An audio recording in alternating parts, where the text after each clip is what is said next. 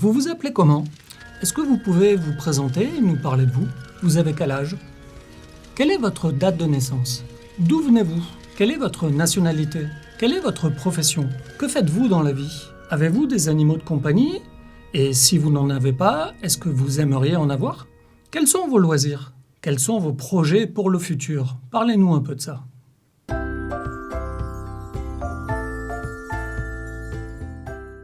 Si tu vas bientôt passer un examen de français oral parce que tu es en train d'apprendre le français, tu te demandes peut-être quelles sont les questions que l'on va te poser. Si ton prochain examen est le DELF, DELF A2 ou DELF B1, c'est facile. Enfin, c'est facile. Le type de questions que l'on va te poser est connu à l'avance. La structure de l'examen oral est toujours la même, ce qui te permet de bien t'entraîner. Mais évidemment, je ne peux pas te dire là, maintenant, quelles sont les questions exactes que tu auras pendant ton examen. J'aimerais bien pouvoir voir dans le futur, mais malheureusement, je n'ai pas cette compétence. Grâce à mon expérience d'examinateur au DELF, je peux déjà te préparer sur les questions typiques que tu entendras pendant ton examen oral de français. Tu es à l'école ? En Allemagne, en Suisse, en Angleterre, au Brésil, où que tu sois, c'est sûr que tu auras des questions en rapport avec la présentation. C'est-à-dire parler de toi, de ta famille, de tes amis, de tes vacances, de tes projets pour le futur. Ou alors, tu vas passer le DELF A2 ou le DELF B1. Pendant l'examen oral, tu devras te présenter et parler de toi. Donc, tu dois absolument comprendre et préparer tes réponses à ces questions. C'est ce que l'on va voir dans cette première vidéo. Dans une prochaine vidéo, on se préparera aux questions thématiques que l'on pose aux étudiants pendant un examen oral de français. Par exemple, parler de la protection de la nature, parler du travail, parler de la place d'Internet dans ta vie. Ce sont des thèmes classiques pour les examens oraux de français. Mais ça, c'est pour une prochaine vidéo. Passons à toutes les questions que tu peux entendre dans ton examen oral de français pour te présenter. Si tu aimes la vidéo, pense à t'abonner et si tu as des questions, tu peux les écrire dans les commentaires. Priscilla et moi, nous répondons à tous les commentaires. Donc, on attend de te lire. D'abord, quelques conseils généraux sur ton examen oral de français. Tout d'abord, il est très probable que l'examinateur, le professeur, utilise un langage formel et utilise le pronom « vous ». Si tu es à l'école et que c'est ton professeur de français qui te fait passer l'examen, s'il te connaît bien parce qu'il a la chance de t'avoir toute l'année dans sa classe, peut-être qu'il dira « tu ». Mais normalement, pendant l'examen, on va plutôt dire « vous » au candidat. Ensuite, il est très important que tu répondes en faisant des phrases complètes. Pas simplement une réponse mitraillette avec un ou deux mots. Quel est votre prénom? Gunther. Non, non, non, non, non. Mon prénom est Gunther. Je m'appelle Gunther. Sujet, verbe, complément. Essaie aussi de montrer à l'examinateur que tu connais du vocabulaire et que tu peux utiliser des réponses originales et complexes pour répondre. J'ai de la chance que mes parents m'aient appelé Gunther, ne trouvez-vous pas? Bon, ok, là j'exagère peut-être un peu. Mais vraiment, c'est important que tu répondes en faisant des phrases complètes. N'oublie pas que l'examinateur est là pour évaluer ton niveau de français. Et pour ça, il a besoin de t'entendre parler français. Et c'est très important d'utiliser le vocabulaire le plus riche possible selon ton niveau. Le vocabulaire de base, c'est très bien, c'est la base. Mais le jour de l'examen, montre que tu connais quelques synonymes et que ton vocabulaire est un peu plus riche que le niveau demandé. Rappelle-toi que dans le petit PDF bonus, tu trouveras la synthèse de toute cette vidéo et je te préparerai quelques questions bonus avec la correction pour te préparer parfaitement à ton examen oral de français. Le lien est dans la description. Tu peux le télécharger tout de suite. C'est gratuit. L'examen commence. Est-ce que vous pouvez vous présenter et nous parler de vous? Si c'est la première question que l'on te pose, c'est génial. Fonce. L'examinateur ne doit plus parler. C'est toi qui vas parler tout seul et qui va déjà donner toutes les réponses possibles pour une présentation. Mais respire. On ne te demande pas de te présenter le plus rapidement possible. On te demande juste de te présenter. Alors prends le temps de répondre tranquillement, fais attention à ta phonétique. Et si tu fais une erreur de grammaire et que tu remarques cette erreur, corrige-la tout seul, ce n'est pas grave. L'examinateur appréciera beaucoup. Voici un exemple pour répondre à cette première question de l'examen. Est-ce que vous pouvez vous présenter et nous parler de vous? Oui, bien sûr, je m'appelle Gunther. J'ai 17 ans, j'habite à Berlin et je suis lycéen. Je vais bientôt passer le bac et après, à l'université, j'aimerais étudier le droit pour devenir avocat. Pendant mes loisirs, en dehors de l'école, j'aime sortir avec mes amis. On en profite pour aller au cinéma, jouer au foot ou aux jeux vidéo. Par exemple, samedi dernier, on a fait un tournoi en ligne sur FIFA et qu'on a gagné. À la maison, on a un chien qui s'appelle Hulk. Mais en fait, c'est un chihuahua. C'est mon père qui a trouvé très amusant de l'appeler comme ça. Il est tout petit et il fait plein de bêtises. Hulk, hein, pas mon père. Par exemple, il adore voler nos chaussettes et les cacher sous le canapé. Toujours Hulk, hein, toujours pas mon père. Plus tard, comme je vous l'ai dit, j'aimerais devenir avocat et me spécialiser dans le droit des affaires. Si c'était possible, j'aimerais le faire au sein d'une ONG et participer à la protection des consommateurs. Voilà, si vous avez des questions, j'y répondrai avec plaisir. Alors là, comme tu peux l'imaginer, si tu réponds tout ça, c'est jackpot, hein. La bonne note va être certaine. Dans le petit PDF bonus, tu vas trouver le texte complet de cet exemple de présentation. Essaie de regarder en détail pourquoi il est positif. Par exemple, l'utilisation des temps du passé, du conditionnel, la présence d'une hypothèse, le niveau du vocabulaire. Tout ça, ce sont autant d'éléments que tu dois aussi intégrer dans ta présentation. Grâce à ça, c'est sûr que tu auras une bonne note à ton examen oral de français. Et une petite remarque, c'est un examen de français, pas un contrôle de police.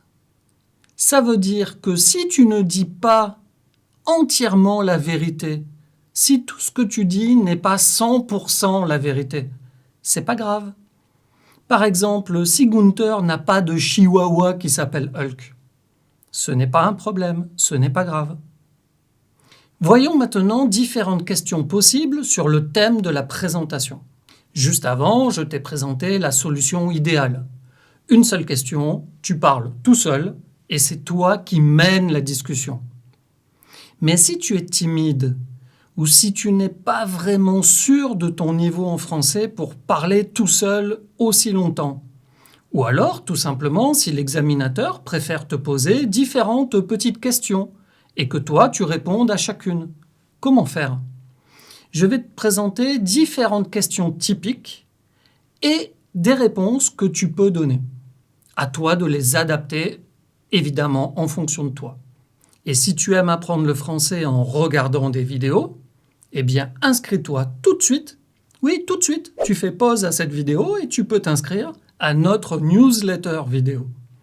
Comme ça, chaque semaine, le vendredi après-midi, tu recevras une vidéo avec 3 tips and tricks, 3 trucs et astuces en français. Ça pourra être du vocabulaire, de la grammaire, de la phonétique ou des informations sur la culture française, sur la France. Pour t'inscrire, c'est très simple, va à l'adresse chez prischris.com. C'est écrit ici. Tu retrouves aussi le lien dans la description. Vous vous appelez comment? Je m'appelle Gunther. C'est la première question qu'on te pose. Alors, s'il te plaît, réponds avec une phrase. Sujet, verbe, complément. Montre tout de suite à l'examinateur ou au professeur que tu vas jouer le jeu de l'examen, que tu vas respecter les codes de l'examen. En plus, s'appeler est un verbe réflexif.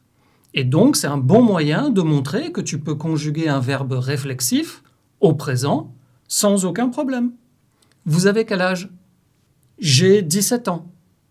Tu sais déjà ce que je vais dire, hein? Réponds avec le verbe avoir. En français, c'est avoir. J'ai 17 ans. J'ai 23 ans. J'ai. Quelle est votre date de naissance? Ma date de naissance est le 12 septembre 2002. Rappelle-toi que lorsque tu dis une date, tu donnes le nombre, le jour du mois, avec le nombre cardinal, c'est-à-dire 8, 12, 22, etc. Sauf pour le 1. On ne dit pas le 1 septembre, mais le 1er septembre. Mais pour tous les autres jours du mois, c'est le nombre classique. Je suis né le 2, je suis né le 14, je suis né le 27, etc. Exception avec le 1, premier. D'où venez-vous? Je viens d'Allemagne, ou je viens de Suisse, d'Espagne, des États-Unis.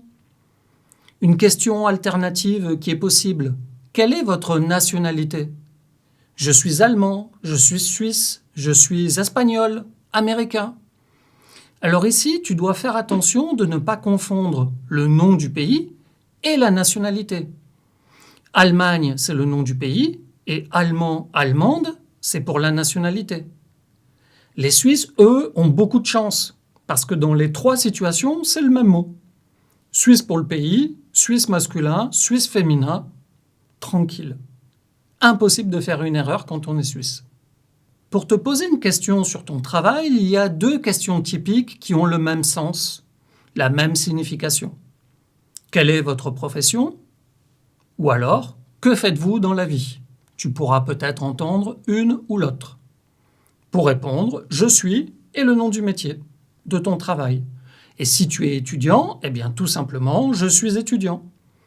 Mais dans ce cas, tu peux préciser quel type d'études tu fais. Est-ce que tu es au lycée? Est-ce que tu es à l'université? Quelles sont tes matières préférées? Les mathématiques, le français? Avez-vous des animaux de compagnie? Si vous n'en avez pas, est-ce que vous aimeriez en avoir? On est en train de parler de Hulk. Oui, j'ai un chat qui s'appelle... Et là, tu essaies de raconter une petite anecdote, une petite histoire à son sujet. Tout à l'heure, rappelle-toi, c'était l'exemple des bêtises que pouvait faire Hulk. Prendre les chaussettes et les cacher sous le canapé. Comme c'est ton animal, tu le connais bien et tu as obligatoirement quelque chose à raconter. Et c'est une super occasion de montrer que tu connais du vocabulaire qui est un peu plus riche. Tu auras eu le temps de préparer et de placer ces mots de vocabulaire. Et si tu n'as pas d'animaux de compagnie, ne dis pas simplement non. Explique pourquoi tu n'as pas d'animaux. J'aimerais avoir un chat, mais je suis allergique. Et en plus, mon appartement est petit et j'ai peur qu'il s'ennuie quand il reste tout seul à la maison. Encore une fois, ça te permet de j'aimerais conditionnel, s'ennuyer, c'est un verbe qui, selon ton niveau, est quand même très intéressant, et de montrer tout ça à l'examinateur.